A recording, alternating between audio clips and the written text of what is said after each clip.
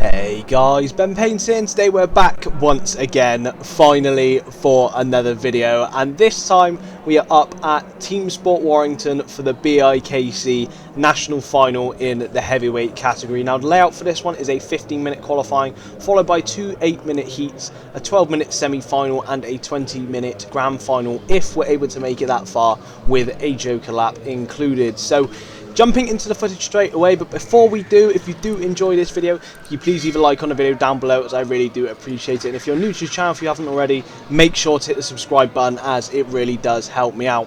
But as mentioned, we're going to jump straight into the footage. What you're about to see is qualifying. So we are going to come flying out of the pits here, in and amongst other drivers that we are racing against, and then we're going to try and find ourselves a little bit of space. Obviously, first confronted with the red flag. But what you're seeing now is one of our first flying laps, and this is also when we managed to get our first shout out from the live stream commentary team. Ben Paynes, as requested. Ben Paynes, the team boss of Connecticut, spends a lot of time in his YouTube videos. Does Ben Paynes? It'll be interesting to see what happens with this one over the course of the day. But first time we've seen him at a national final. He was out in the regionals last year. Was Ben, but the Cardiff-based driver is heading through the top end of the circuit, and we should be getting towards the point where we start seeing some representative lap times from these heavyweights. With 3 minutes gone in the session, you would expect to see some relatively good times. We'll see what Ben has in store for us here. He's going to come through the third hairpin, go under the Dunlop bridge. He's going to break the timing beam, and let's see if he can improve on his 7th place. And he doesn't. He sets a new faster time, but it isn't enough to move him up a position. In fact, he's just lost a place at the expense, thanks to Harvey Sugden Scott. So 7th place, Ben Paynes at the moment in this qualifying session. As I can hear the director shouting orders over my ear. So at this point during qualifying, we were just trying to find our own bit of space. We've been going around for about 3 or 4 laps now at this point. You can see up ahead of us we have got Kai Andrew, and we've also got Hamid Durat as well. So I was using these guys as a little bit of a reference as I was going around, because obviously they both come up, done quite a bit of practice, much like I have, and that is why I haven't been posting. If I'm honest guys, I've been up for the last 5 weeks in a row, 6-hour round trips, and I've been quite busy in the meantime anyway regardless. So it's been a lot of hard work to try and get this far. As you guys all know, we've really put our all on the line. But here what we can see up ahead of us is the guys going around, and we're just trying to use them as a reference, as I mentioned, just to try and see if we're closing up or if they're managing to pull away. Now during practice, our fastest lap that we've done in the last 5 weeks was a 52.2 second lap time. So I was really hoping that with the karts being tuned up to the day, with new tyres fitted and everything feeling spick and span, we're going to be able to get close to that time. As I was checking the live timings from the night before, and people were managing to get into the 51 second lap times, which did make me quite nervous if I'm honest. But you can see here now we are coming up to the back of Kai Andrew here, and he actually lets us pass, which I didn't quite expect there. And then I was determined to just get my head down, get on the way once again. You can see we've missed a couple of apexes there on this lap, so not the best lap, a little bit scruffy, but we're going to try and get our head down and try and catch up with Hamid, who is up ahead of us, and he is bombing around the track as well. Now at this point, I did notice on the side of the track, I did have teammate, or Connecticut Racing Team teammate, Harley Smith, letting me know what position I was in, and he'd actually held up 8 fingers to me, which was actually very nerve-wracking, if I'm honest, because as you know from my regional final video and my local final video, if you're further down in the pack, you're going to have a really tough day to try and fight your way back through. So I really wanted to try and push myself at this point to see if I could catch up with some of the other guys who are up ahead, and hopefully manage to drag ourselves back up the grid. Now one thing that was an issue that I did notice in these karts on this track as I've been practicing is most of your fastest laps come out within the first couple of laps. After that, the tyres get a little bit too warm, they overheat, and it's really difficult to really improve on your time. Now I believe at this point in the session we've managed to do a 52.4, the time to really tight with all the other drivers on track, and this, as I said, had left us in 7th or 8th position, which was quite nerve-wracking, quite a worry going into our first heat. So we wanted to try and make sure that we could push forward a bit more, and you can see here on this lap that we are managing to get a bit of a tidier lap here, hitting all the apexes quite nicely and carrying a lot of momentum through each of the corners. We actually managed to sort of create a bit of a gap to Kai Andrew, who was behind us as well, so I knew that we were on for a pretty decent amount of pace on this lap, getting our head down, trying to urge the kart forward as much as we can. can as we come down the ramp and through the chicane once again. Coming into the 2 hairpins here, turning in nice and early here. I found the car didn't really want to turn to the right too well, so I was having to use quite a lot of steering lock to get the car rotated. But once more, through the last couple of hairpins coming under the Dunlops, we managed to get a pretty decent time, and I believe that this time managed to sort of keep us where we were at the moment, but I knew I could tell from the guys up ahead that we were on some pretty decent pace compared to the people around us. We were being very consistent, and I do believe that we were actually quite consistent throughout the whole of the session. And at this point now, you can see we skip forward a few laps later, we incorporate some of the live stream here, and we are just trying our best to get past Hamid Durat. You can see on the left hand side, we have actually managed to improve on our lap time. We're now up into 4th place with a 52.297, and you can see just how close all of the times are. From 2nd down to 14th, there is half a second difference, which is absolutely crazy. It shows how competitive this race really was, and at the moment, on our first time of asking, we were up into 4th place. And at this point in the session, as you can see, you've got Hamid up ahead of us, I'm in the middle, and then we got Kai Andrew behind us. And at this point, I really knew that I needed to give myself a little bit more space and decided to lunge down the inside, a bit of a robust move on Hamid there, but we're able to give ourselves a little bit of breathing room. And now we were going to try and get our head down, go forward and see if we could beat our lap time, even though I knew it was going to be difficult depending on the tyres. We're going to go back to Kart 2, Ben Paynes, as requested several times, so we're going to go back. We were on Kart 2 a lot earlier on, but we're going to go back, and then we're going to switch to Kart 9, Hayden Harris, which is requested just so Ben Paynes is adopting the full European driving standard with the steering wheel at the top, the hands at the top of the wheel to try and get the thing turned in. Just in front is Hayden Harris.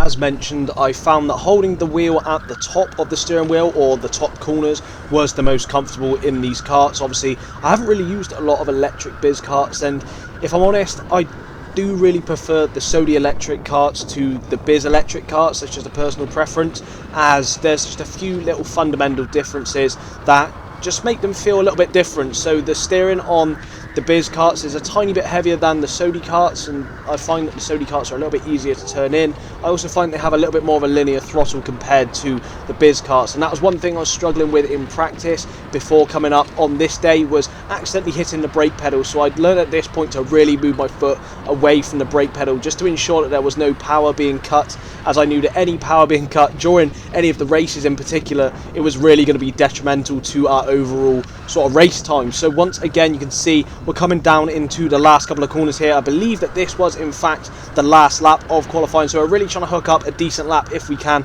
Unfortunately, the back end of the car does go a little bit wayward there, and that caused us to sort of step out of line a bit, but we do come across the line here to the checker flag, as I mentioned, and we did hold our 4th place position, which honestly, for a first time at the national final, I was really happy with this. Was a little bit disappointed not to be a few more positions up, but we have put the practice in. We're going to come into our first race and hopefully manage to make a few positions. So with this in mind, we're going to jump straight into our first heat. Really excited for this one, and we're going to see what we're able to do. However, we are starting in 4th position, which you will see, and we saw on the day, was a little bit of a detriment to be starting on the outside. So with that in mind, we're going to jump into the first heat and see how we do.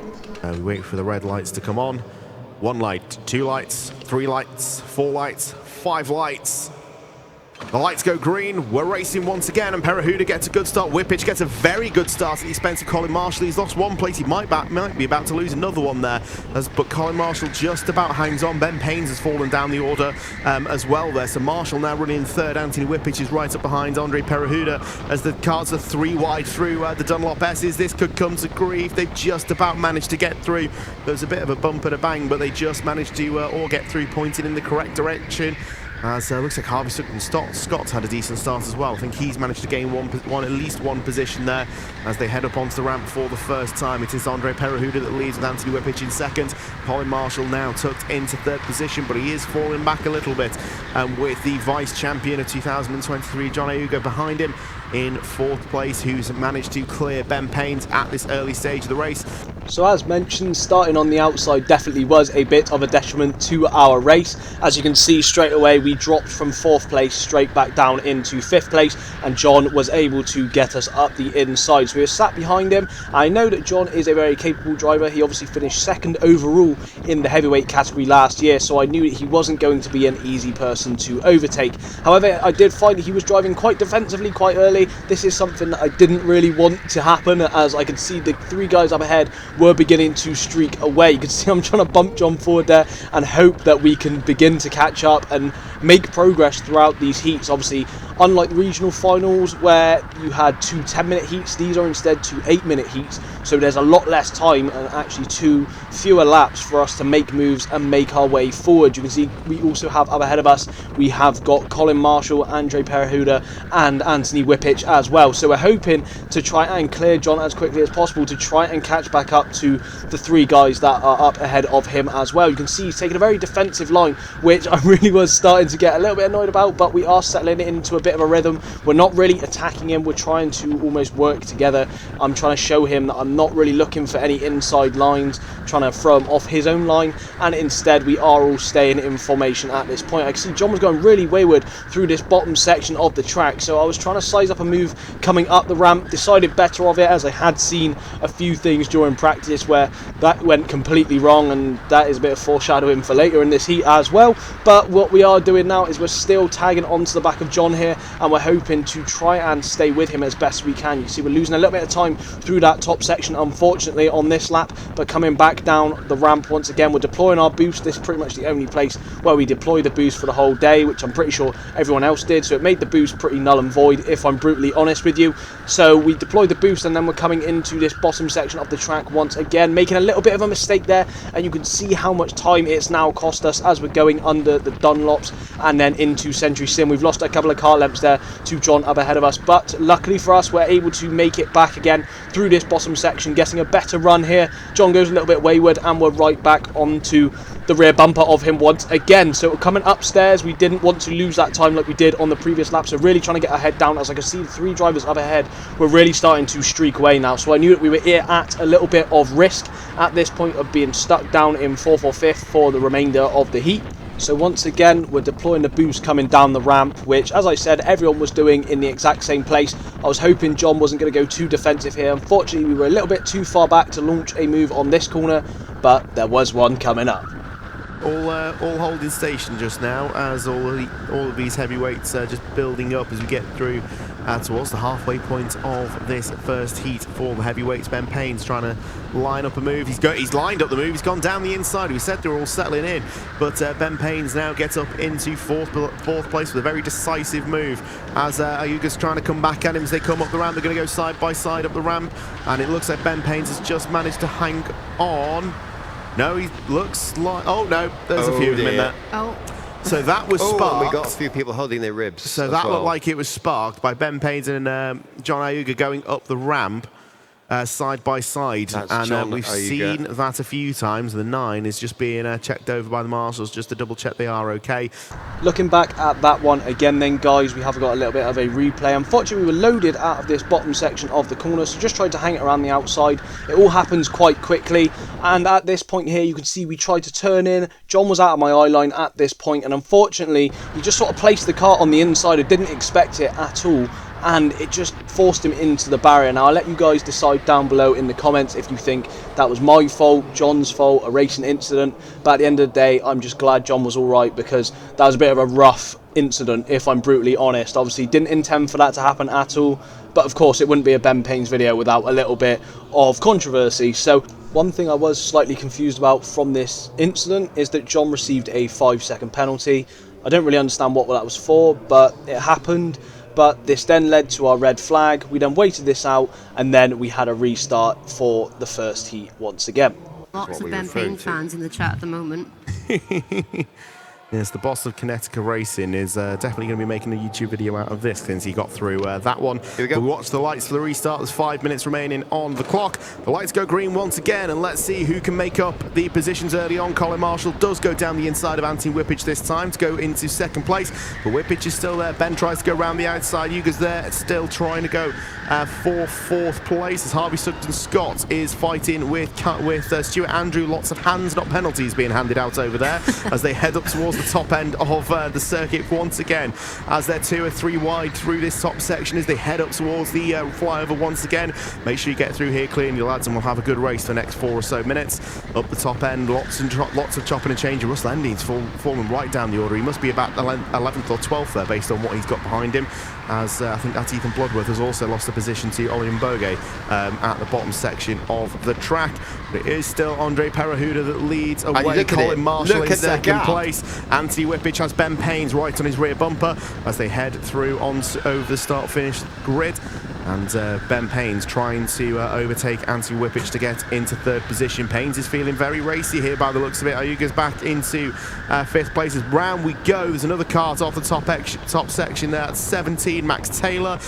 And this was all going very well until another yellow flag came out, which then turned into a red flag. Obviously, I didn't have a clue what this was for at the time, but obviously looking back at the live stream, it's clear to see 2 karts have been absolutely buried into the barrier. Now, I was starting to get slightly frustrated, as you could probably hear in the background, just due to the fact that I just wanted to race and just wanted to get on with things, wanted to get onto the track, just try and get along. I felt like we had some good momentum there, but unfortunately, as you can see, I'm discussing, I was getting frustrated and I thought I was going to be pushed back into 4th, but luckily, we definitely were not.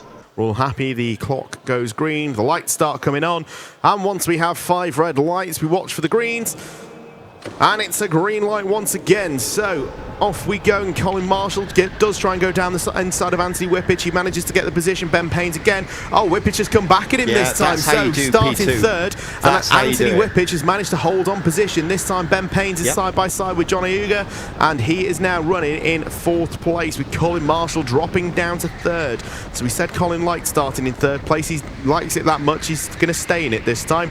Luckily for us, as I stated, we were starting in 5th as the laps roll back under a red flag, and obviously this was the lap before we managed to sort of get past John. So here we were down in 5th once again, managed to move ourselves up into 4th place pretty quickly, and now up ahead of us we have got Kinetica Racing Team teammate Colin Marshall up ahead of us. So I was hoping that we could work together and really try and push towards Anthony and Andre, who are sort of racing away at the front of the pack. Didn't want him to start defending too much. I wanted to try and pull away. You could see on the live stream sort of footage that we have now created a little bit of a gap. Colin decided to still go quite narrow through some of the corners, and he is obviously giving himself a bit of a detriment coming out of the corners. I was hoping to give him a little bit of a push here. We weren't able to get too close to him, but you can see once again he's going very narrow there into the next couple of corners, which is throwing him off, and it's also starting to throw me off as I was having to use different sort of areas where I was lifting off the carts. I was trying to sort of signal to him, look, stop defending, let's go together, let's push forward, but unfortunately I don't think he saw it. So you can see here once again we're all over the back of Colin, and we are sort of closing up slowly to Anthony, who's up ahead in 2nd as well, but we are managing to pull a gap on the guys behind. Harvey has been able to get past John as well now at this point, and John has fallen back into 6th place. So at this point now we did have a little bit of a buffer. Colin goes a little bit too sort of hot into the corner. He's going all over the place. I don't know what he's doing. He's drifted. I tried to go around the outside of him. Anthony stops in the middle of the track, and this just opens up the gap, allowing us to go side by side with Colin. Didn't want it to lose both of us too much time here, so managed to switch over and make our way up into 3rd place. Really happy now at this point as we have been able to gain a position. Ben Paynes up into 3rd place at the expense of the Scottish drivers, who's now a Scotland 1-4. Here is a look over the shoulder from Ben Paynes, confirms he's got a little bit of breathing room over Colin Marshall, and he sets his sights on Anthony Whippich as the drivers head up on the top section of the circuit. Unfortunately, as we began to close up to Anthony, we take a massive load from behind. I'm not sure if that was from Colin or if it was from the drivers behind, but we take an absolute smack in the back that loses us a whole heap of time from behind Anthony here. So we're just trying to get our head down, trying to close that gap back up, but unfortunately I knew at this point it was going to be a little bit too little too late, as I knew with all the stoppages we were going to be coming around towards the end of the first heat here. You could see Anthony has now managed to close that gap quite nicely to Andre up ahead of us. But as we round out underneath the Dunlops, we do come across the line to the checkered flag. So really happy with this first heat. Obviously we've made progression, starting in 4th place, which is not a place you want to start, and we've managed to move ourselves up into 3rd place, which then means that we will consequently be starting in 3rd place for the second heat, which I was really happy about, because as you can see, people on the inside seem to be gaining a lot of position. So we're going to jump into the second heat now and see if we're able to make any more moves. As I mentioned, obviously for this second heat then, we were starting on the inside in 3rd position. We have Anthony on our left hand side in 2nd, and we have Andre Perehuda up ahead of us in 1st. So we're going to get our head down and see what we're able to do in this one. So they need to come back in here. Right start coming on for the final heat of the night, the final heat of BIKC. We are racing once again, and it looks like Perehuda has made a good jump, and Ben Payne's immediately gone on the offence. He's up into 2nd place at the expense of Anthony Whippich. That's Harvey Sutton Scott up a position by the looks at the expense of Colin Marshall. A perfect race start then, managing to move from 3rd place up into 2nd straight away, and I knew that at this point Andre had quite a lot of pace, so if we're able to keep up behind him, then we'd be on for a bit of a flyer and we'd be able to pull away from the guys behind. Unfortunately for him, he makes a few mistakes early on here, and this allows me to really latch onto the back of him. You can see I'm checking over my shoulder, but at this point we'd already managed to forge a little bit of a gap to the drivers behind, which I was really happy about. So we're going to see if we can get our head down, try and keep up with him, and see if we're able to make that move for 1st place, ready for the semi-final. Through the tightest part of the track, but Ben Paynes now is locked onto the rear of Andre Perehuda. We've seen drivers defending for the entirety of the race. Really racy here. Ben Paynes wants to get this move done. He wants to get it done very, very quickly. So through the top end of the circuit they go, about to put the first lap in the books. That'll confirm Andre Perehuda as leading the second heat of the heavyweights. First time we've seen Paynes absolutely at the front, fighting it out for the lead. And it's great. He knows he needs to make up for a little bit of lost time. He looks behind him, doesn't need to worry about what's going on behind. He can focus all his efforts on Perehuda, who is in lead. And looking behind, I tell you what, as soon as he looked behind, he just lost a little bit of ground. You see it so often, right? The energy comes right in the first few laps of attack, and then it just kind of dwindles a little. Come on, Ben, you can do it. Come on, Ben Paynes. Now I did make a little mistake coming up the ramp. I think I accidentally held the throttle down a little bit too much. That caused the kart just to have absolutely no grip through that top section of the track. You can see we have now lost a couple of kart lengths to Andre Perehuda. Trying to scrabble our way back to catch up. You can see we're making a few more mistakes there, clipping the barriers on the inside, which is costing us crucial time. And you can see we're now getting absolutely gapped as we get on later throughout this race. And I knew in the back of my mind that we also had guys behind us like Harvey Sutton Scott, who was going to be right up our rear bumper and putting us under a lot of pressure. As Andre Perehuda goes up, it looks like up onto the ramp, Ben Paynes is now 7/10 behind. He was going on the attack. He's now having to defend from Harvey Sutton Scott, who is there in 3rd place, as we see a warning being handed out for car 6. That's Kai Andrew for loading. So he's attracted the attention of the officials. Normally you end up seeing, unless you clean up your act very quickly, the officials normally come down very quickly with a penalty straight after it. But Ben Paynes, having been on the attack, he's now trying to defend from Harvey Sutton Scott as they go into the 3rd hairpin. Anthony Whippich wanted to try and make up from that poor start that he made. At this point in the race, I didn't want to go too defensive, as I knew that if I started locking up the shop, Andre was going to sort of run away into the distance and we were all just going to be stuck in the positions where we were at the moment. So I wanted to really try and sort of be mindful of the guys behind, but I also wanted to still try and push forward. I didn't want to lock up the shop too much, so you can see I'm sort of half defending, which is never something you really want to do, but I did have in the back of my mind that the guys behind us were looking really racy, and I didn't want to let any positions slip, especially as we were up in 2nd place. Ben Paynes tries to hold off Harvey Sutton Scott, who is tucked up under his rear bumper. As they go ready to put another lap in the book, Ben now starts to defend, and you see once the defence starts to happen, it becomes pretty aggressive. The leader just sorts to clear off. Sutton Scott very decisive to the inside. Looked like he maybe just ran out of room on the inside there. He puts his hands up. He's not quite happy with the defence that Ben Paynes made. That was good defence, though. That was solid. I mean, they came together, but they both got through. Close enough to have warranted the space on the inside, but once again, if race control will take a quick look at it, the marshals are right down on that corner. And Parahuda's streaking away because of that. That's just allowing Andre to get away here. Yeah, so up absolutely. On the top level. So that gap is going to be way more than 1.1 seconds as it goes round. But there's no doubt Ben Paynes means business in this. You can see he's just thinking, right, hang on a minute, I've lost a lot of ground here, but there's not much I can do because I've got to defend, because Harvey Sugden Scott is right there. And that was almost a great move. Now, when he actually started the move, I actually thought he was going to pull that off. Let's see if he has another go. Oh, he had a little look at it, because there's no doubt that Ben Paynes is leaving a gap there.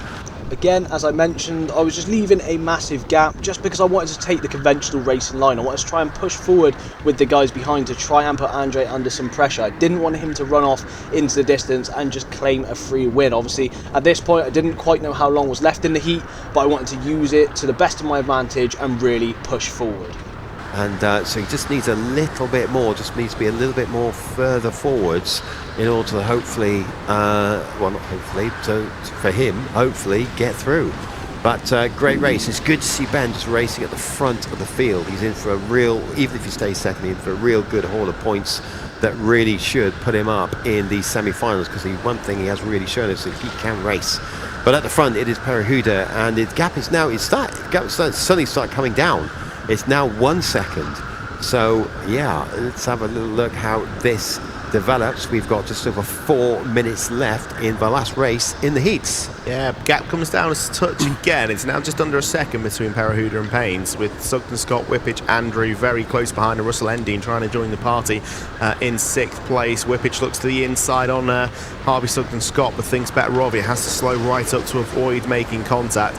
Here through the top section of the track, I could see that I was gaining on Andre at an excessive amount, and I could then see he was beating on the side of his car, which was quite worrying, as this then brought out the red flag. He obviously had a kart failure, and I knew that I was going to be starting the restart in 2nd place. So we haven't seen what's gone on. It looks like the marshals are going out to check on Parahuda. I can't see what's gone on there.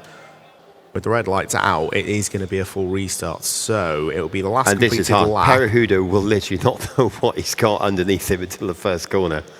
It's going to be the restart to watch, that's for sure. It will, because the karts will do, there'll be little slight mannerisms in their handling. And so, yeah, let's see how he deals with that. I think 21, Ben Paynes be thinking, yeah, let's give this a go. Let's give this a go. Yeah, right. So once they're all happy that everything is swapped over, I can see in the timing software that the kart has been swapped. So as soon as they're all happy, they're going to get the thing back up. They'll get everyone in the correct order, and they'll get them, I'm assuming, back on the grid, and we'll be going again for another standing start. What that's going to do is put Ben Paynes on the outside of the front row.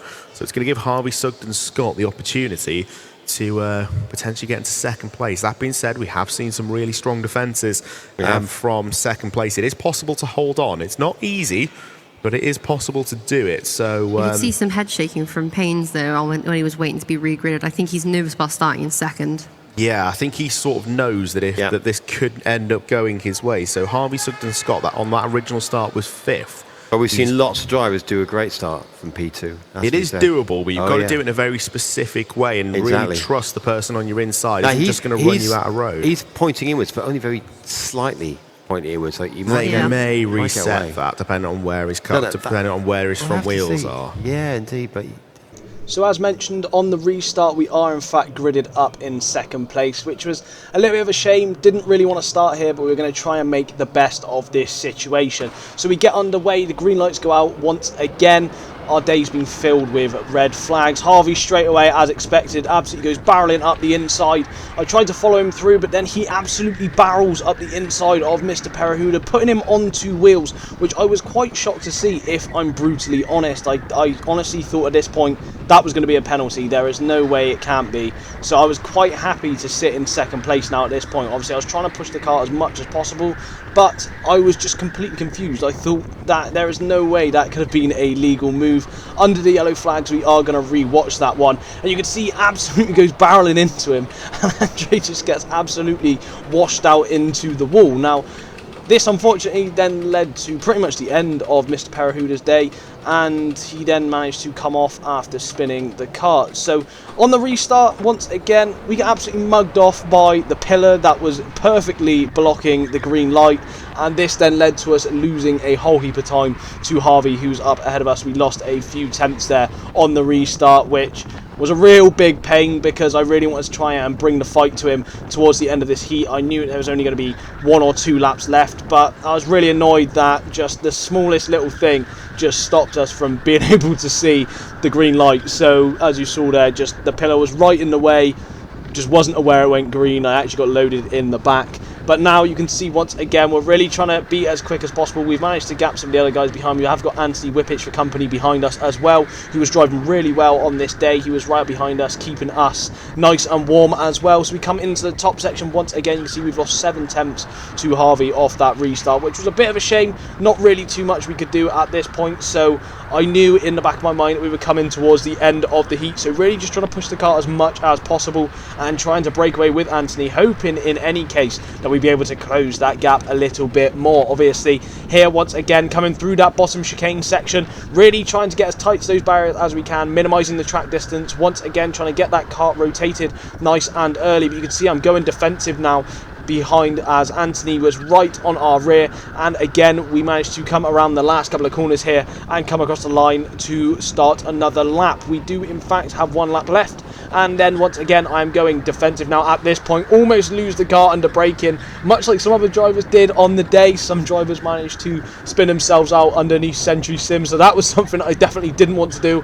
And just due to this and Anthony not really knowing what happened, it managed to give us a little bit of breathing room as we came up the ramp, but he's managed to close it down again almost immediately, and he's all over the back of us once again. So coming through the top section of the track, trying to take the best lines I possibly can just to maintain as much momentum through that section of the track, and then coming back down the ramp once again through the chicanes. We've obviously lost a little bit of time to Harvey there, and we've definitely lost a whole heap of time after almost spinning the car as well. Coming through the hairpins then, you can see we're going defensive, staying nice and tight to barriers on the left hand side, and again we're just staying to the middle, to the right hand side of the track, just to make sure that Anthony doesn't dive down our inside much like Harvey did earlier in the race. But we do come across the line after our second heat, finishing in second place, which despite everything I was honestly really happy with. As I mentioned, I thought I'd probably end up managing to scrape into first with a penalty.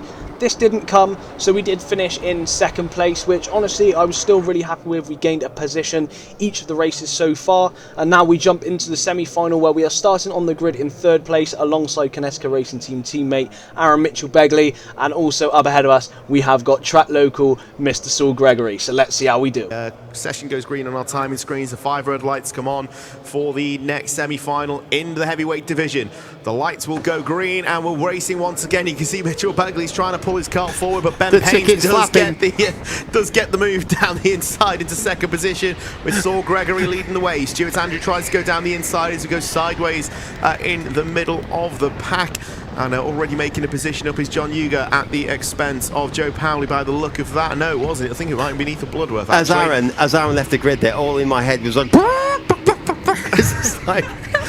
Just carry on. Right, I'm doing it. There we go. Right, there we go. That's him shut up. So Ben Payne's now right on the rear bumper of Saul Gregory. We've seen this before from Ben Payne's. He gets really, really close in the opening part of the encounter, but he ends up falling back a little bit. So let's see if he can do anything with this pace advantage that he seems to have over the opening few laps of the race. The 17 of Ben Payne's. The 17 of Ben Payne's is right on the rear bumper of Saul Gregory as they go up towards the top section, but Saul is just currently holding him at arm's length as Mitchell-Begley has, I think that's Ross Sandwell behind him in the 8 kart.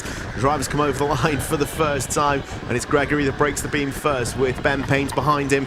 That's Aaron Mitchell-Begley, Ross Sandwell, Stuart Andrews down in 5th place, Tom Wiltshire maintained in 6th, Joe Powley up to 7th. And once again, while starting in 3rd position, we had come off to an amazing start, pushing ourselves up into 2nd place. However, unfortunately, we did have the yellow light come out here on the start of our semi-final, which exactly in the same place caught us absolutely napping. Saul's big head did cover the light, and you can just see how much he managed to pull away as the light went green. And this was absolutely heartbreaking for me at this point, as I felt like I really had the pace to really push Saul and have a good race. You can see I'm trying to shake out my head here, trying to get myself in the zone and just try and push back and hopefully manage to close that gap if we're able to do so. Now, one thing I did notice about this race is the kart I had was the kart that broke down, which Andre Perehuda had, so I was a little bit nervous about that, see if we were going to suffer from the same fate, but luckily for us throughout this race we seemed to be absolutely fine, was no problems whatsoever. So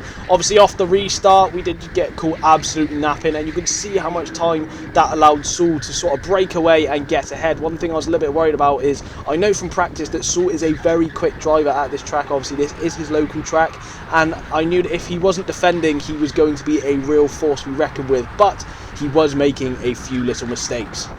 But Saul Gregory at the top is still, he's got it smooth, he is focused. Ben Paynes, who's had a good run, Ben Paynes just come alive, hasn't he, really? He had a very quiet first heat, and in his second heat he really made up for it, and suddenly he's really looking like one of the stars of the show, it has to be said.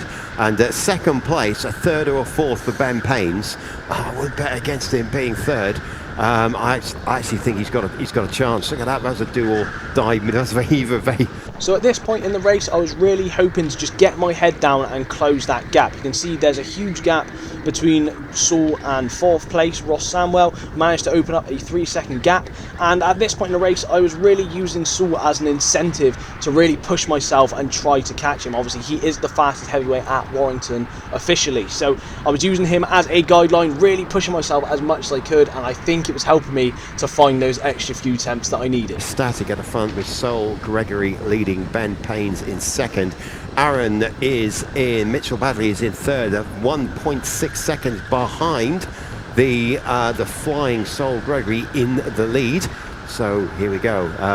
And Ross is fourth, and Joe Pauly fifth, Stuart Andrew in sixth, Hayden Harris in seventh, and John Oyuga. They are the grand final positions at the moment with 8 minutes to go. Yeah, the top two are currently trading fastest laps once again. Ben Paynes on a 52.085. Saul Gregory, a personal best of a 52.139. Was the fastest lap until Ben Paynes crossed the line that time.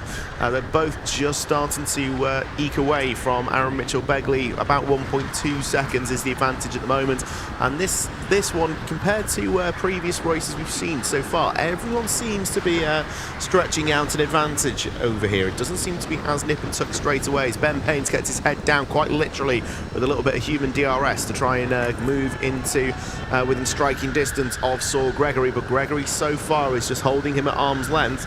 Paynes is the holder of the fastest lap of this race at the moment. We'll see if he's managed to bring the gap down again. I think he might have done, but I don't think he's brought it down by much. It looks like it'll be about half a second this time over the line. 6.05 it is, but they're both pulling out against Aaron Mitchell-Begley as Ross Sandwell, Joe Powley, Stuart Andrew, Hayden Harris, who carries that warning, and John Yuga are the drivers who currently occupy the podium positions, occupy the grand final seats. Kai Andrew now up into 12th place at the expense of Ethan Bloodworth. They'll all head through onto the top section of the circuit, especially with all the podium positions very spread out this time. We've seen some very close races. This time it's a very different race. Closest race seems to be at the front, if I'll be absolutely honest. Yeah, everybody else seems very spread out. Order. I think the fight over 8th place between Yuga and Wiltshire is relatively close, but they're that far behind at the moment. Even in vision, you can't quite see them. Literally stamping on the throttle kind of thing. Really kind of obvious. These guys really are so like, closely matched give me at the power. moment. Paynes goes faster again. He's just pulled that fastest lap down to a 52.004. The battle is for the lead. Yes, a couple of attempts just come down here between Saul Gregory and Ben Paynes.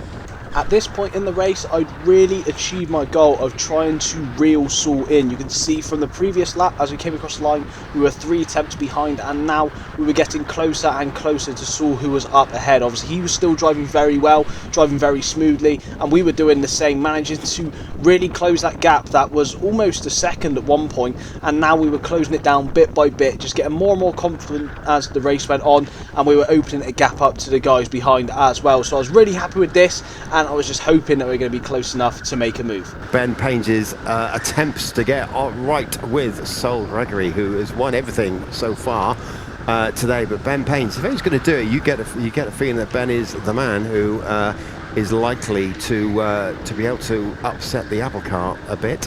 And he's right there now. He's right there, and he's not giving up. He would love it, wouldn't he? After the poor first heat that he had, if he could somehow find his way to win the semi-final and be on the front row of the grand final, wow! You know, that would be pretty impressive. It has to be said. And so he is 0.4 of a second behind. And at this point in the race, I didn't want to do anything silly. Obviously, we are in first and second, which is going to put us on the first and second rows of the grid for the grand final, which is coming up after this one. And if you asked me that 3 months ago when BIKC started, I would have absolutely chewed your head off for that result. So you can see here, we're right up to his rear bumper now at this point, and I just wanted to keep it safe. To that 8th position, but he's got a driver in front of him, and Max Taylor, look at this, really swinging the cart out wide, almost drawing alongside there. Can he take a little slingshot through? We have seen overtake it around there, very rarely, but we have seen it. The up ramp, we usually get some overtakes on the up ramp. Very rare to see an overtake on the up ramp today. I can't even remember having a single one, but people have tried it, and it hasn't worked, unfortunately, today. But here we go. But Ben Paynes, he means business. He's right, once again, right behind the leader.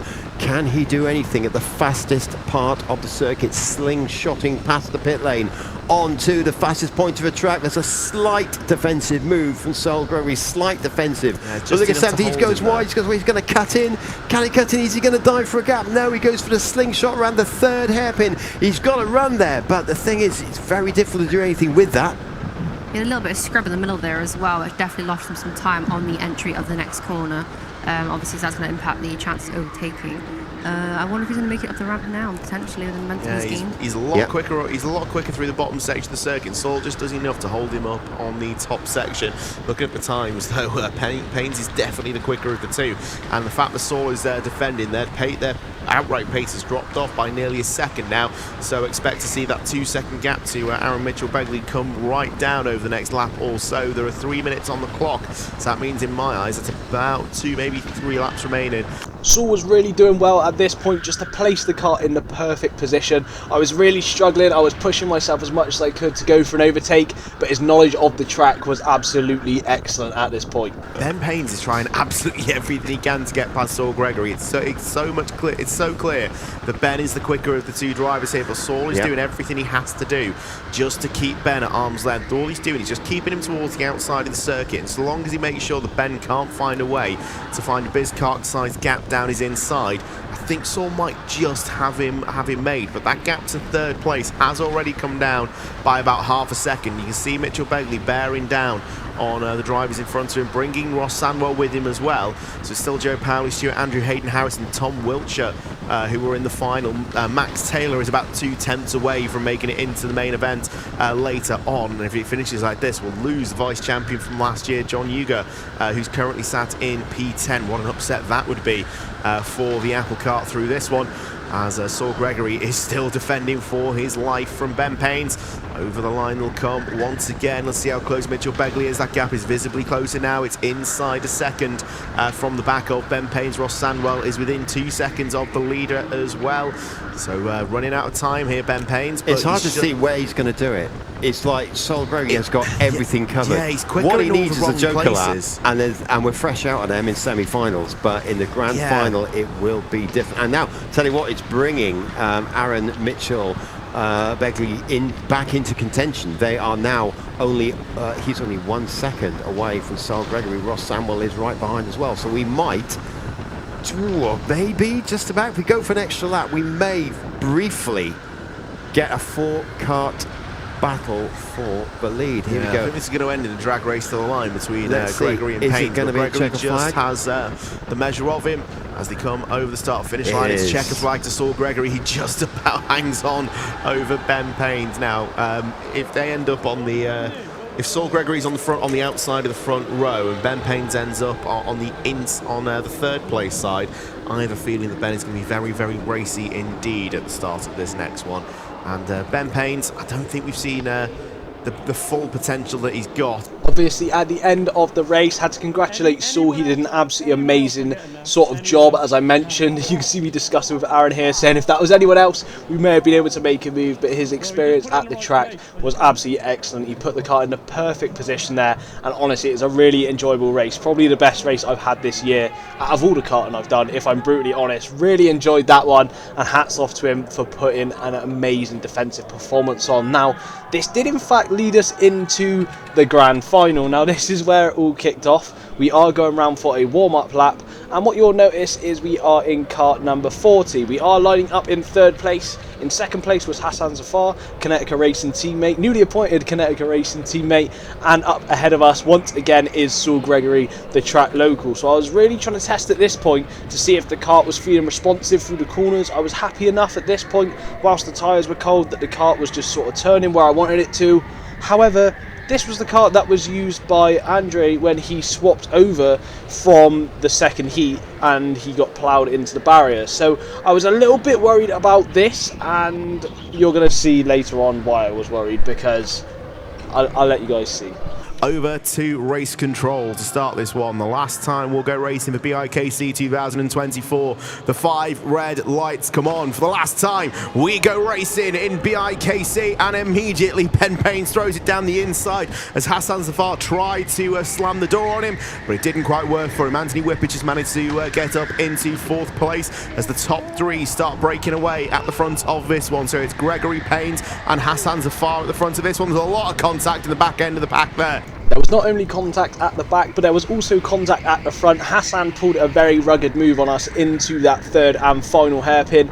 Obviously, at the time, I was very annoyed, as it was just allowing Saul to now break away into the distance. You could see the gap he has created already, and honestly, looking back here, it was a very good move. It was a late move, managed to get past us. We did end up bouncing off the barrier, but I think everyone was pretty much doing that all day, and apparently it was fair game. So that was allowed. You could see I'm trying to press the boost here. I was a bit confused and perplexed as to why I didn't have any boost, but obviously that was because I actually managed to hit the boost button where I hit the steering wheel out of anger from being put in the wall. So obviously at this point I'm feeling a little bit confused as to why I don't have any boost in the back of my mind, and I'm driving pretty poorly. So you can see the boost has come back now, as that is where I used it on the previous lap, and we have now lost even more time to Hassan, who is up ahead of us. Obviously him and Saul have been driving really well all day, leading both of their groups. So obviously started on the front row, and I found out pretty quickly that this kart was absolutely shambolic. I was completely gutted to have been given this kart, if I'm brutally honest with you. This kart was disgusting. It just did not want to work. Under the cold conditions, I was able to keep up with Hassan pretty well. I felt like I was on the back of him. But you will see as we skip forward later in this sort of footage that this kart just didn't want to turn, especially in the bottom section of the track. It felt almost as if I was driving on a bouncy castle, and it just sort of threw me off, was sort of throwing me all over the place, if I'm brutally honest. And you'll see exactly what I'm on about as we come under the Dunlops here to complete the second lap. So at this point now, Saul is just breaking away further and further unopposed. We're coming into this bottom section, and you can see how much my camera is shaking. This is not exaggerated. This is how much the kart was being thrown around all over the place.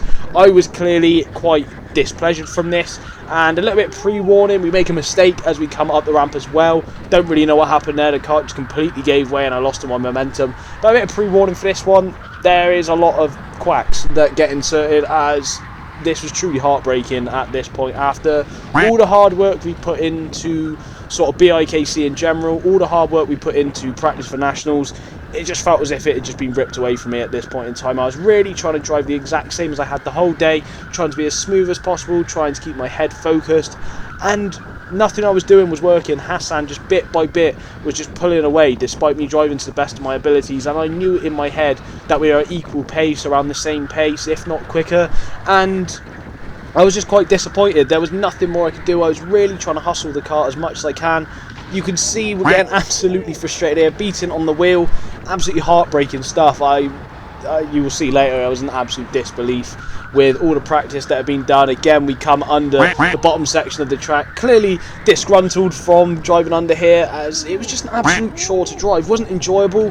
Some of the other practice sessions I'd done and sort of races I'd done at Warrington, they're a bit rough, but nothing had felt like this at all. And you can see here, at this point in the race, we skipped forward a few laps and we've been absolutely left for dead, and I felt quite bad for the people behind as well, as we were essentially holding them up. You've got Anthony Whippich here, who's had enough. He was in 4th place. He's now dipped into the pits to try and escape the train that was forming. I believe Aaron Mitchell-Begley was further back in the train. He'd pit a few laps before as well, but I was really just trying to stay focused, drive it as best I can, drive my own race. Obviously, with the implementation of Joker laps this year, about 2 weeks before the event was confirmed at the end of the year, or at the end of the competition, the Joker lap obviously consisted of doing 1 lap driving through the pit lane where you're on speed 1. Obviously we're driving on speed 3.5, which was a new and improved speed for this event. We were on speed 3.5, but when you get placed into the pits, you're locked on speed 1, and you essentially just crawl through the pit lane. And this is one thing I was really worried about. We're now getting pressured by other drivers behind us, obviously still trying our best to keep our position on track. We don't really want to let anyone else pass and just jet off into the distance, much like Saul and Hassan have done. So I was getting really frustrated at this point, because if this was any other year, I feel like I would have been able to have just defended and held on to P3, but you can see by this point the gap that Saul has managed to sort of pull on us. We're now dipping into the pits here, getting loaded from behind, and we take our Joker lap. But you can see how far ahead Saul is as we go into our Joker lap, just because at this point I felt like it was just null and void when I did it whatsoever. But he's already gone past us there on the right hand side, and he has pulled away, and obviously this was heartbreaking. I was in this pit lane really trying to do anything I can to urge the kart forward, as it was probably placebo, but I found that watching some of the other drivers sort of bashing the kart like this, jumping up and down, did seem to give a tiny little bit of an advantage, maybe about half a tenth if I'm brutally honest. But as we come out of the pits, we do let out an almighty scream, which you are probably going to not hear from me trying to censor it as best as I can. But at this point in the race, I knew I was absolute toast. There was nothing I could do. All of the 4 drivers up ahead of me that are now racing, we've got Harvey Sodson Scott, we've got Aaron Mitchell-Begley, Anthony Whippich and Ross Samwell. All of these guys have now pitted and they've jumped me through the pit lane. There was absolutely nothing I could do. I couldn't defend to them because obviously I was slower, so they all pitted before me. And trying to cover any of them off clearly didn't work in vain. So we lost about 4 positions in the pit lane. At this point in the race, we'd now dropped down to, I believe, 7th place, which was absolutely heartbreaking once again, as I've mentioned. And I just felt at this point I was really still trying to keep my head focused. The kart really didn't want to grip up coming down that tiny hairpin. And again, you can just see how much time we've lost over the course of half a lap to 3/4 of a lap.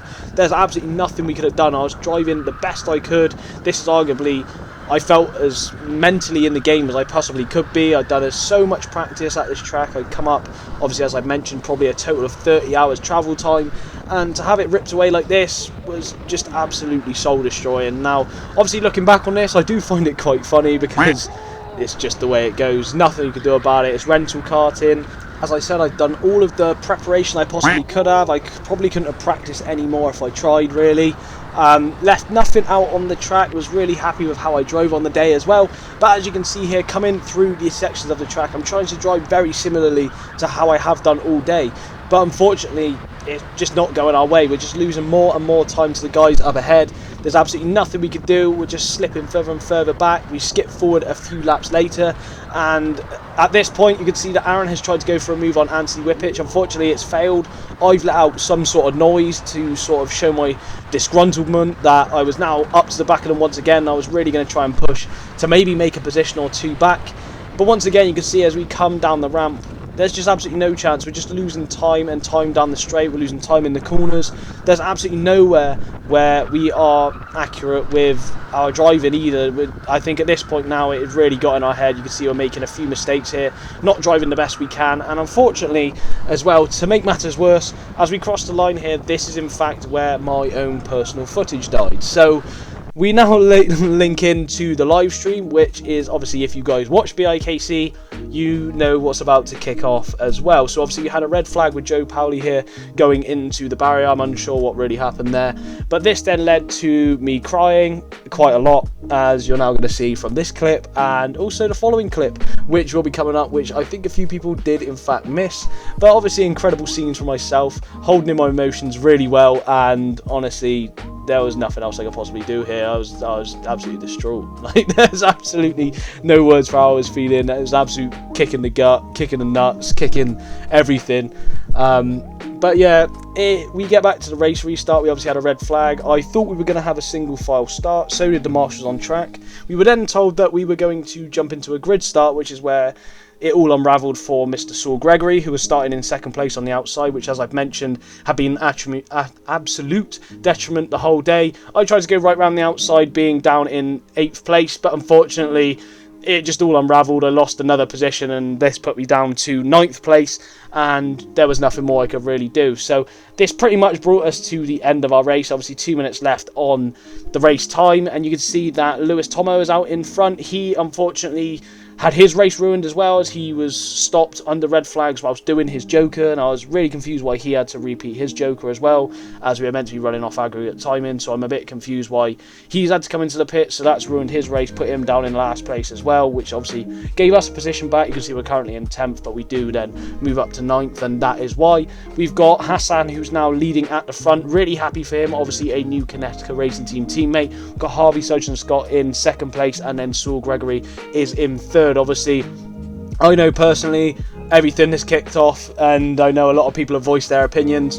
I don't have many opinions, to be honest. It's all just a bit of a shambles. If I'm brutally honest, there's not much more I can say about it. You can see here Hassan celebrating a lap too early as well, which I did find quite comical when I was watching back the footage. But as I mentioned, we're down in 9th. Absolutely nothing we could do. No footage to show you.